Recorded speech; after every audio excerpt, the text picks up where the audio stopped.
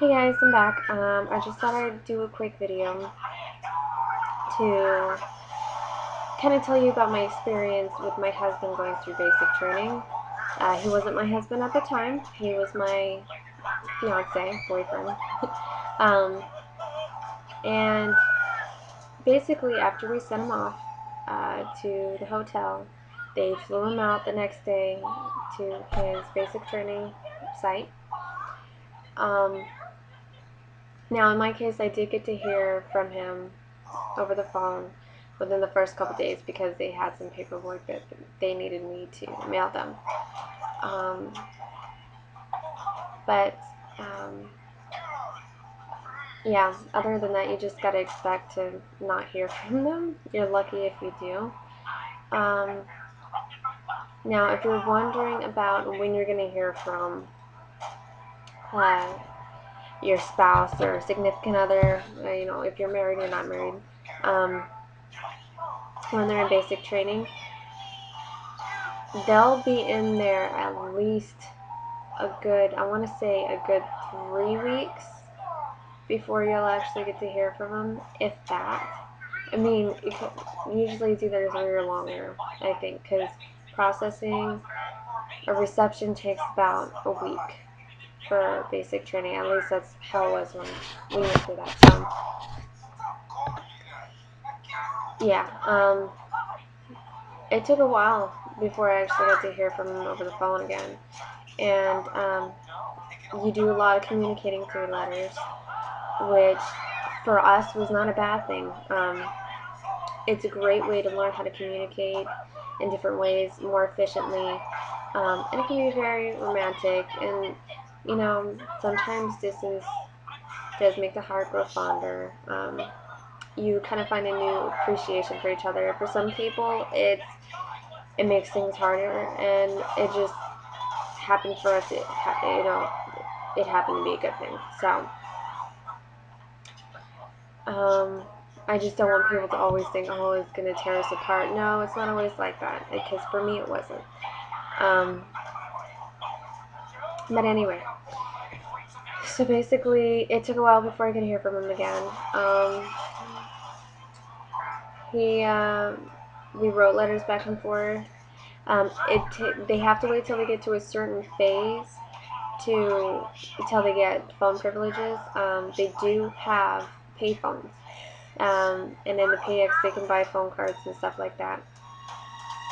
Um, and they can bring a cell phone, but while they don't have privileges, the cell phones are taken away, and they give them back to you once you have your privileges. Um, and now, as privileges come, they usually have a day where you're supposed to get at least 1 day a week to talk to your spouse, or at least that's how I understood.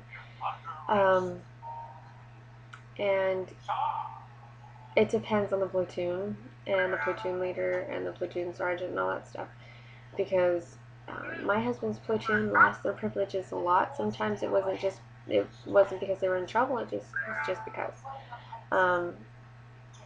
So I didn't get to talk to him on the phone hardly at all.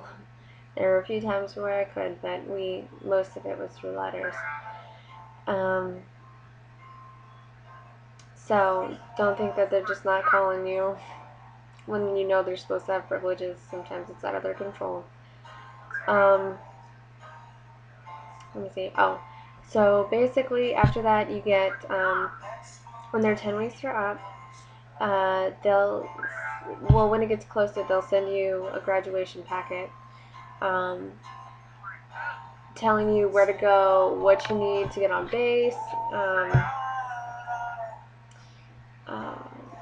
all that good stuff.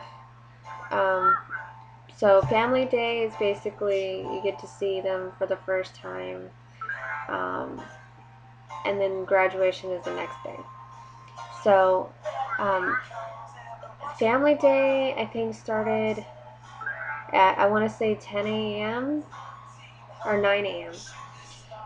And I think we only got to spend, I think it was 1800 when he had to report back. I'm not 100% sure. It might have been longer,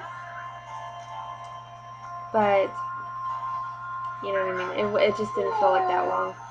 And then The next day, graduation day, I think it was supposed to be 9 or 10 a.m. again, and that's when everybody goes. A lot of people don't go on, well, there wasn't that many at this family day, but there was a lot of people on the graduation day. And they actually permitted them an overnight pass with your families, and I think that's only if it was with immediate family or with your wife or husband.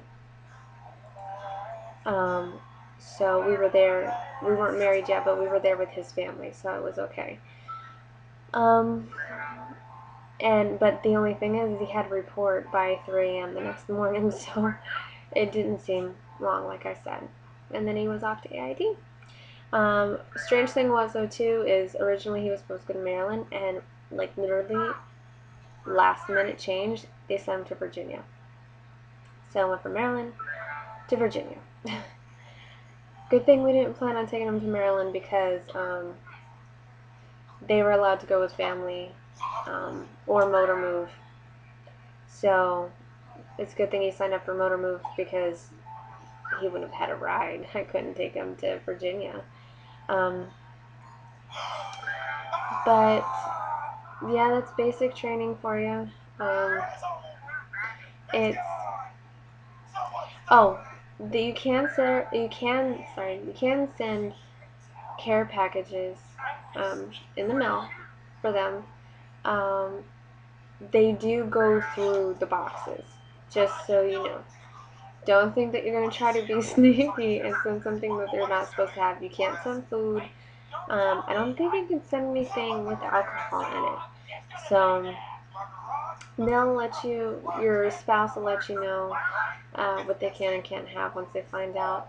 And when they send you your soldier is now officially part of the Army, blah, blah, blah, it's like a letter they send you if you're on the graduation list. They'll kind of give you a little bit of information as to what you can and can't send. Like I said, no alcohol products, no tobacco products. Your soldier will not be allowed to consume any alcohol or tobacco products whatsoever in basic training. They are not allowed to drink or smoke.